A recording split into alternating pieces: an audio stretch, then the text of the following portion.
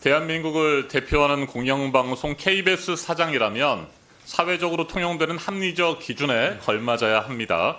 공정성과 공공성, 도덕적 자질을 두루 갖춰야 합니다.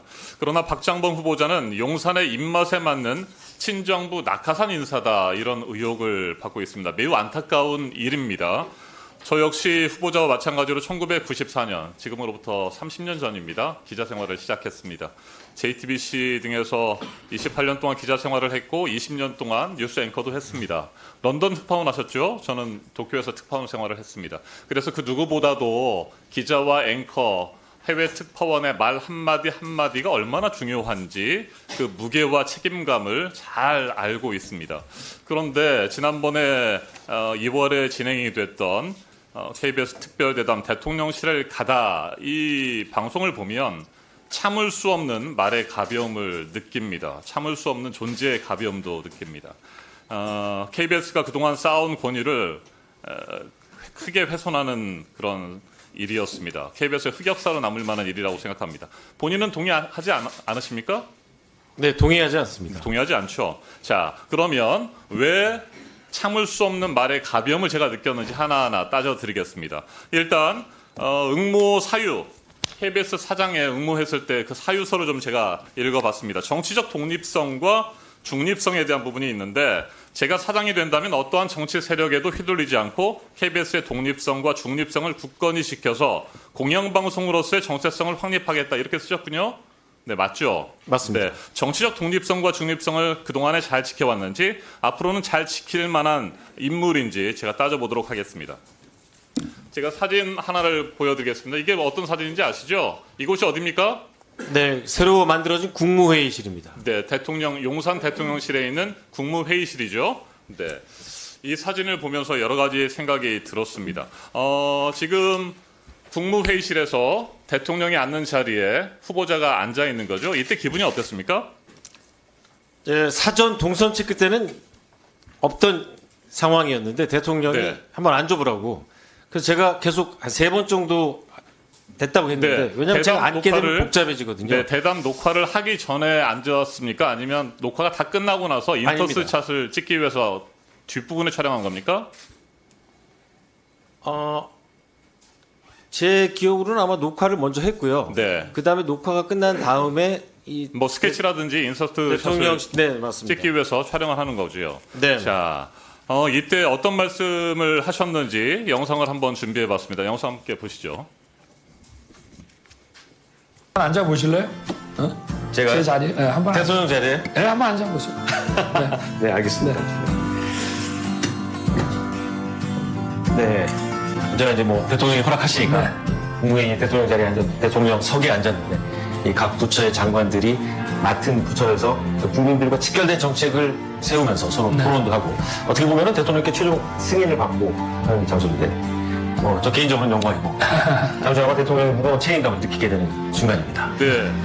자, 저 개인적으로는 영광이라는 표현을 쓰셨습니다. 기분이 좋으셨습니까? 저 자리에 앉아보니까? 아니, 좋다기보다도요, 네. 사전에 약속한 동선이 아니었기 때문에 그러니까요. 저는 굉장히 당황했습니다. 영광이라는 단어를 쓰셨는데 그게 적절했다고 판단하십니까? 자, 인터뷰 대상자를 만나서 우리가 기자라든지 뉴스 앵커를 할 때, 인터뷰를 할 때 말이죠, 인사를 하거나 안내를 받을 수 있죠, 인터뷰와 함께. 그랬을 때 영광이라고 하는 표현을 쓰는 순간에 기자로서, 앵커로서 당연히 가져야 하는 언론인의 비판의 칼날은 무뎌지게 마련입니다. 그래서 절대 영광이라는 표현을 쓰는 건 아닙니다. 마치 드라마 사극에서 성은이 망극하옵니다라고 하는 그 단어를 제가 보는 듯한 깜짝 놀랄 만한 표현이었습니다. 자, 영광이라는 표현을 쓰셨습니다. 이런 상황이기 때문에 그 이후에 파우치와 관련된 발언들에 대해서도 저희가 의심을 하고 문제를 제기하는 겁니다. 파우치와 관련된 영상도 다시 보시겠습니다. 이 얘기는 하셨을 것 같아요. 최근에 많은 논란이 되고 있는 이른바 이 파우치. 네네. 외국 회사 조만한 백이죠. 네. 그 백을 어떤 방문자가 김건희 여사를 만나서 그 앞에 놓고 가는 네. 영상이 공개가 됐습니다. 네, 저는 이 파우치냐, 얘기는 백이냐, 가방이냐, 이건 별로 중요하지 않다고 생각합니다. 네. 후보자가 말씀하시는 것처럼 그렇게 볼 수도 있겠죠. 그런데 쪼만한이라고 하는 표현 자체가 김건희 여사의 가방 수수와 관련된 의혹을 축소하려고 하는 의도가 있습니다. 이건 아무리 변명을 하신다고 하더라도 제가 앵커를 해봐서 알아요. 쪼만한이라고 하는 말을 하는 순간에 시청자들이 뭐 별것도 아니네. 쪼만한 가방 하나 그냥 주고 갔나? 라는 생각인데 주고 갔다거나 받았다라는 표현만 써서 제가 이해를 할 수 있겠어요. 이건 절대 써서는 안 되는 겁니다. 김건희 여사를 만나서 그 앞에 놓고 갔다. 그러니까 받은 김건희 여사의 의사와 상관없이 방문자 그냥 놓고 갔다라고 표현을 했어요. 그래서 문제가 되는 겁니다. 자, 그 다음 영상 한번 다시 보시겠습니다. 여당에서는 이 사안을 정치 공작이라고 부르면서 김건희 여사가 정치 공작의 희생자가 됐다라고 얘기를 하거든요. 동의하십니까? 시계에다가 이런 몰카까지 들고 와서 이런 걸 했기 때문에 공작이죠. 그리고 또 선거를 앞둔 시점에 1년이 지나서 이렇게 이걸 터뜨리는 것 자체가 정치 공작이라고 봐야죠. 알겠습니다. 자, 앵커가 인터뷰를 진행할 때 굉장히 주의해야 될 것이 뭐가 있느냐면 말이죠. 어떤 의혹이라든지 논란이 있을 사안에 대해서 질문을 하고 그 사람이 인터뷰가 어떻게 답변할 것인지에 대한 예측까지 먼저 하는 겁니다.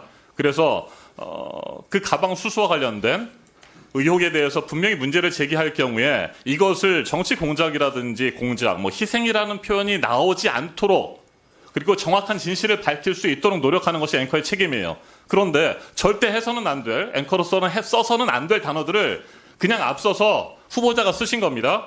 정치 공작, 희생자, 이런 것들을 키워드를 던져줘 버리는 겁니다. 그러면 인터뷰인은 그 키워드를 받아가지고 변명을 하게 되는 거예요. 이건 너무나 상식적인 일입니다. 앵커라든지 기자, 이거 1년차 기자도 이렇게 질문해서는 안 되는 거예요. 그렇지 않습니까? 어떻게 본인이 해명하기도 전에 정치 공작이라고 단정 지어주고 희생자라고 단정 지어줍니까? 이건 있을 수 없는 일입니다. 그래서 우리가 문제 제기를 하는 것이고 정치적 중립성이라든지 공정성을 지킬 만한 그런 능력 있는 사람이 아니다라고 보는 겁니다. 네. 자, 그리고 다음 이슈로 넘어가기 전에 그 이슈 가지고서 부부싸움 하셨어요? 부부싸움 정도로 이 문제를 축소해 버리는 겁니다. 그렇지 않습니까? 답변해 보십시오. 짧게.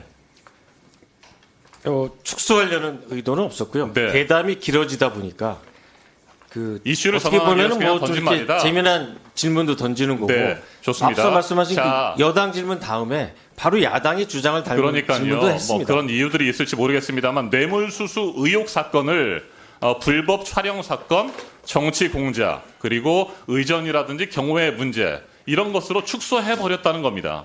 그래서 굉장히 심각한 문제를 만들었습니다. 앵커의 말 한마디 한마디가 중요하고 앵커는 자연인으로서 그냥 질문하는 게 아니죠. 시청자를 대신해서 국민을 대신해서 우리 국민들이 대통령에게 꼭 묻고 싶은 것을 질문하는 것이 그 앵커로서의 역할 아닙니까? 그렇죠. 네네. 네. 그럼 그런 역할을 잘했다고 생각하세요? 유정원 의원님께서 네. 말씀하신 그 영광이라는 단어. 네.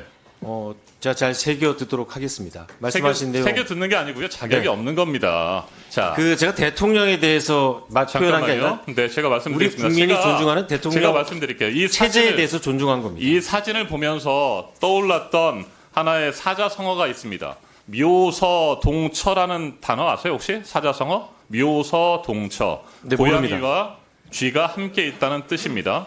고양이가 누구이고 쥐가 누구인지에 대해서는 제가 말씀드리지 않겠습니다. 괜히 불필요한 논란이 있을 수 있기 때문이 말이죠. 국정을 운영하고 책임지는 대통령, 그리고 대통령의 국정 운영을 감시하고 비판 견제해야 할 기자, 앵커가 한자리에 이렇게 있었던 겁니다. 그런데 인터뷰를 해야 할 국정을 감시하고 견제해야 할 앵커, 후보자는 영광이라고 표현을 했고 그리고 모든 관련 의혹들을 축소하려고 노력을 했습니다. 정권의 구미에 맞는 단어와 표현들을 선택했습니다. 그리고 대통령의 심기, 김건희 여사의 심기만을 경호하는 듯한 모습을 보였습니다. 이런 분이 앞서 제가 읽어드렸던 KBS 사장으로서의 역할, 어떤 정치 세력에도 휘둘리지 않고 KBS의 독립성과 중립성을 굳건히 지켜낼 수 있을까? 저는 절대 믿지 못하겠습니다. 어떤 식으로 정치적 독립성과 중립성을 지켜낼지 응모사유서에서도 저는 찾아볼 수가 없었습니다. 어떻게 생각하십니까?